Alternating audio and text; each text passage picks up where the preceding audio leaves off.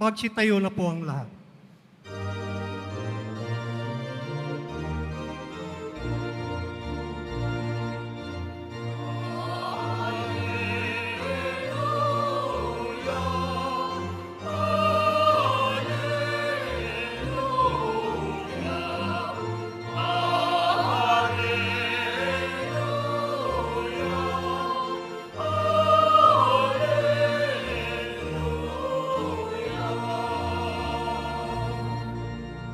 Bagong utos ni Kristo,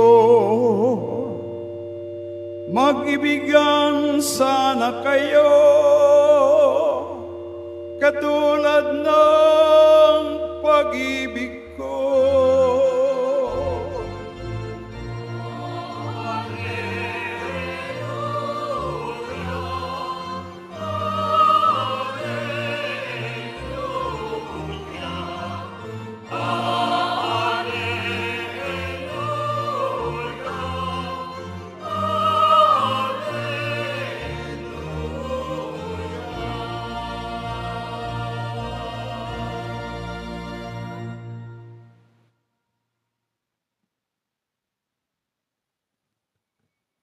Sumainyo ang Panginoon, At sumaiyo rin.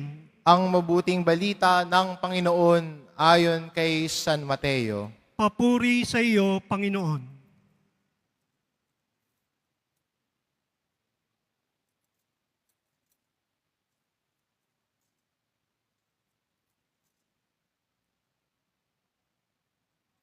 Mga umiibig sa inyo ay siya lamang ninyong iibigin.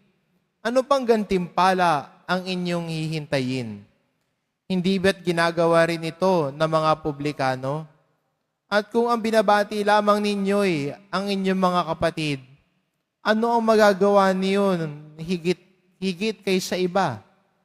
Ginagawa rin yon ng mga hintil. Kaya dapat kayong maging ganap gaya ng inyong amang nasa langit. Ang mabuting balita ng Panginoon. Pinupuri ka namin, Panginoong Jesucristo. Magsiupo muna ang lahat.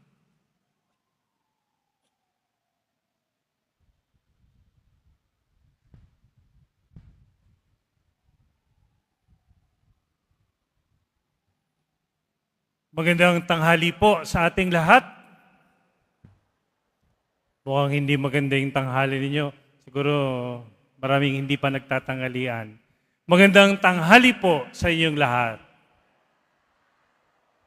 Yan. Basta para sa Panginoon, kailangan ipakita natin sa Kanya na talagang tayo ay buhay na buhay. At gusto nating ipadama kung gaano kalalim yung ating pananampalataya at pasasalamat sa Kanya. Sino sa atin magsasabing siya'y masaya? Taas nga ng kamay ng mga masabing, masaya ako. Parang lahat sana all, buti pa kayo. No? Of course, ang nais natin ay maging masaya. Ang nais ng Diyos, tayo ay maging masaya. Pero, paano maging masaya? Saan dapat nagmumula yung ating kasiyahan? Ito ba'y minsan dahil marami tayong pera, nakakapasyal tayo, maganda ang ating kalusugan? Salamat sa Diyos kung yung mga ilang bagay na yan ay nagbibigay sa atin ng saya. Pero meron pang isang higit na magbibigay sa atin ng kasiyahan. At yan ang narinig natin sa Ebanghelyo natin ngayon. Sapagkat sinabi ng Panginoon, narinig ninyong sinasabi, ibigin mo ang iyong kaibigan, kaupuotan mo ang iyong kaaway. Ngunit, ito naman ang sabi ko, ibigin ninyo ang inyong mga kaaway, idalangin ninyo ang mga umuusig sa inyo upang kayo maging tunay na maging mga anak ng Amang nasa langit. Anong isa pang magpapasaya sa atin?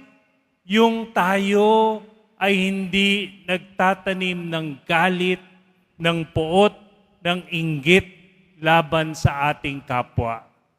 Kaya minsan, marami nga tayo upang maging maganda ang ating pakikipag-ugnayan sa ating kapwa. Kaya sinasabi ng Panginoon, mahalin mo ang iyong mga kaaway.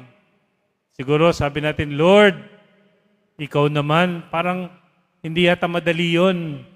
Paano mo iibigin yung mga nagkakalat ng chismis tungkol sa iyo? Yung mga nagkakalat ng fake news? Yung mga tao na inutangan ka, nung nangungutang, ipinangako langit at lupa.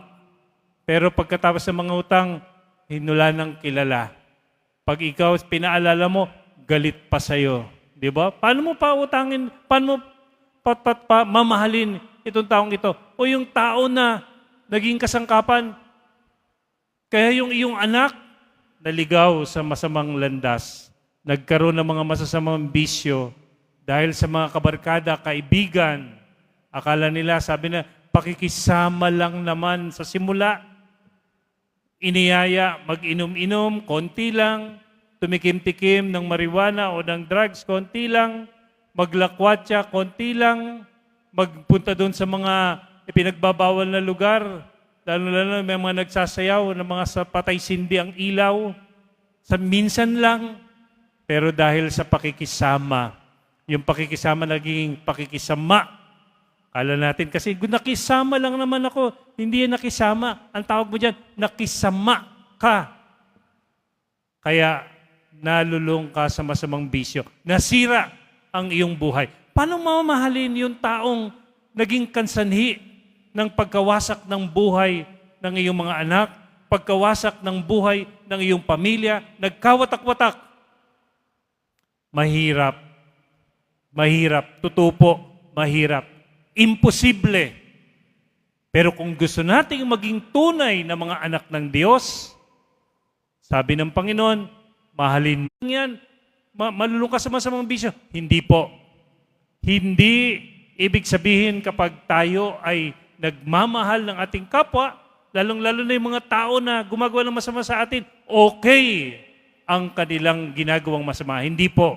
Sa halip, sabi ng Panginoon, puksain mo, ituwid mo ang kasamaan sa pamamagitan ng hindi isa pang kasamaan, kundi sa pamamagitan ng kabutihan at katapatan, ituwid mo ang pagkakamali ng iyong kapwa. Yun po ang nais sa atin. Yun ang sinasabi sa atin. Hindi yung gaganti ka. Nakita mo, sabi, ikaw lang yung mahal. Tapos, marami pala kayong mahal. Ano? Tapos, sige, sabi mo, sige, gagantihan kita. Ako rin, magtataksil. Ano mangyari? Pag yung kasamaan, tatapatan pa ng isang kasamaan, ang mangyayari, walang mananalo. Lalong masisira at malululong sa kasamaan ang ating buhay at ang buhay ng ating kapwa. Kaya ngayon po, tignan nyo nangyayari na sa atin sa mundo. Hindi natin napapansin, no? Kung magbabasa tayo o manonood ng palabas, makita natin kung paano nag-aaway ang iba't ibang bansa. Ngayon, yung Iran at yung Israel, nagbabatuhan ng mga missiles, mga bomba sa langit, no? At maraming nasisira, marami na ang namamatay. Kaya marami ngayon, siguro ito, makita natin yung sunod-sunod na mga turo ni Jesus sa tamang pagsunod sa batas ng Diyos. Saan ito nagsimula? Sabi niya, nung unang-una, sabi niya, hanggat ang inyong kabanalan ay hindi hihigit sa kabanalan ng mga skriba at pariseo, hindi kayo makakapasok sa kaharian ng Diyos. Alam nyo, yung mga skriba at pariseo, siguro, kung titignan natin ngayon, para sila yung mga obispo, yung mga leader ng ating simbahan. Sila yung mga namumuno, religious leaders ng mga Hudyo during that time. Yung mga skriba, scribes, sila yung mga lawyer. Pero hindi ng batas ng bansa, kundi batas ng Diyos. Pinag-aaralan nila, ang buong buhay nila, iginugugol nila, para lamang pag-aralan ang batas ng Diyos. Sapagkat gusto nilang ipakita yung kanilang kabanalan sa kanilang masusing pagsunod sa kalooban ng Diyos. At ang gabay nila, yung Old Testament books, yung tinatawag nating Pentateuch, yung unang 5 aklat ng Old Testament. Ano po yun? Genesis, Exodus, Leviticus, Numbers, Deuteronomy. Dito nakapaloob ang lahat ng mga batas ng Diyos na ipinagkatiwala kay Moises. Kaya sabi nga nun, kung ito yung mga lawyer, ito yung mga masusing pinag-aaralan at sumusunod sa batas ng Diyos, bakit sabi pa ni Jesus, kailangan lampasan nyo pa yan? Eh yung mga Pariseo, yung mga pangkaraniwang Hudyo na talagang to the letter, talagang sinusunod, kailangan ganito ang paglakad, ganito ang pagkain, ganito ang pag-upo. Sapagkat yan ang nasasaad, talagang faithful sila. Pero bakit pa rin sinabi ni Jesus, kailangan lampasan nyo pa yan? Bakit? Sapagkat sumusunod man sila sa batas ng Diyos, ginagawa man lahat nila yung mga tradisyon bilang pagpapakita ng pagsunod sa kalooban ng Diyos. Kaya itong mga taong to, scribes and Pharisees, sila yung mga pinagpipitagan, pinupuri, binibigyan ng mga mahalagang mga lugar. Bakit? Sapagkat ang pagtingin sa kanila ay mga banal na tao. Pero bakit sabi ni Jesus, lampasan pa ninyo yung kabanalan nila. Bakit? Sapagkat nakita ni Jesus na ang kanilang kabanalan ay panlabas lamang. Pakitang tao lamang. Fake. Sapagkat malayo ang kanilang puso sa tunay na pag-ibig sa Diyos at sa kanilang kapwa. Kahit na yung kanilang kapwa na nangangailangan ng tulong, hindi nila pagkakalooban ng tulong kung ito ay hindi nakasaad sa batas ng Diyos. Kaya sabi ng Panginoon, fake, kulang. Kulang. Kaya kung tayo sumusunod lang tayo sa batas, kasi baka mahuli tayo. Kasi baka sabihin, tayo ay lumalabag sa batas. Kasi baka ako magmulta. Kung nakita nyo nung nakaraan, di ba, nung simula na pumasok yung tinatawag na NCAP,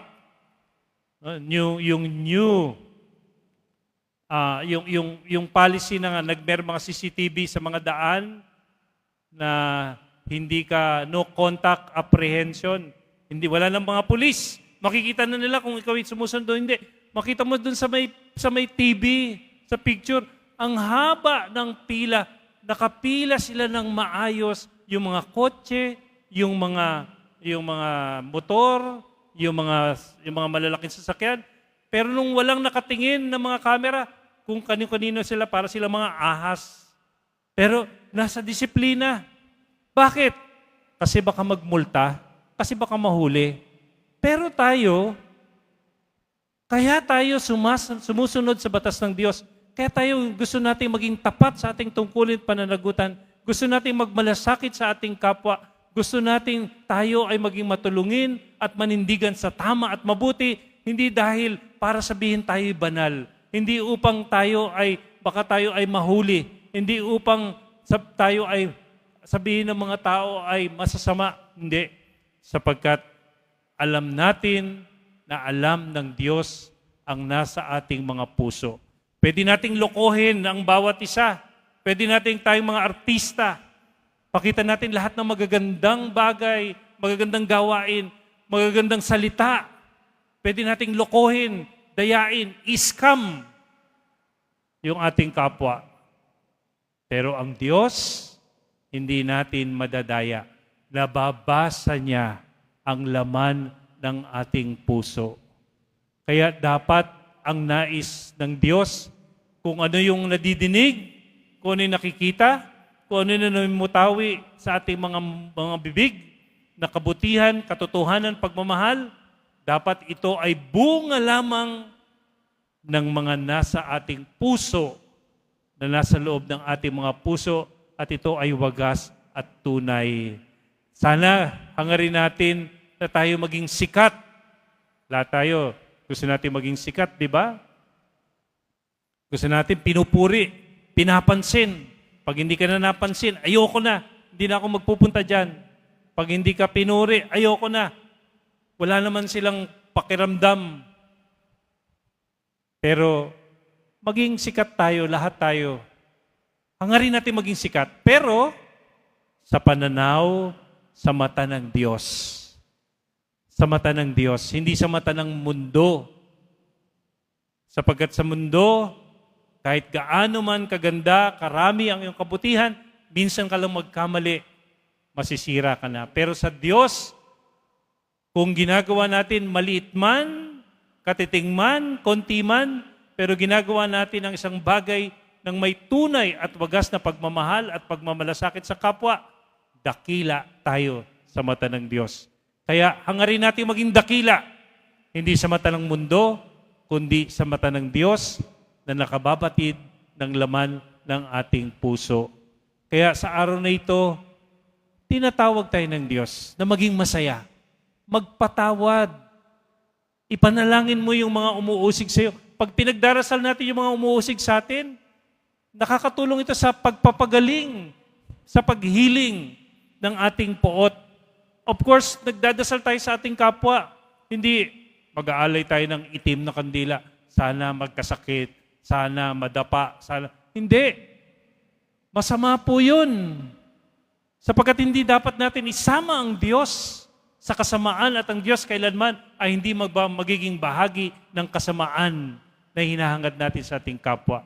Kaya pag nagdadasal tayo sa Diyos at pinagdarasal natin yung ating kapwa at lalo na yung mga umuusig sa atin, ipinapanalangin natin ang kabutihan, ang pagmamahal sa kanila at habang tayo nagdarasal sa kanila, nahihilom yung galit at puot at napapalitan ng pagpapatawad at ng kasiyahan na nagmumula sa pagpapatawad ng Diyos. Sapagkat tayo man, hindi tayo karapat-dapat sa mata ng Diyos, sa harap ng Diyos.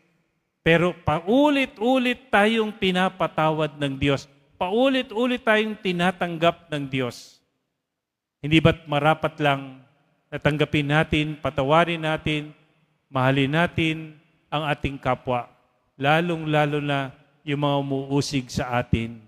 Sapagkat yung mga, kung tayo ay magkikimkim ng galit, hindi tayo magiging masaya.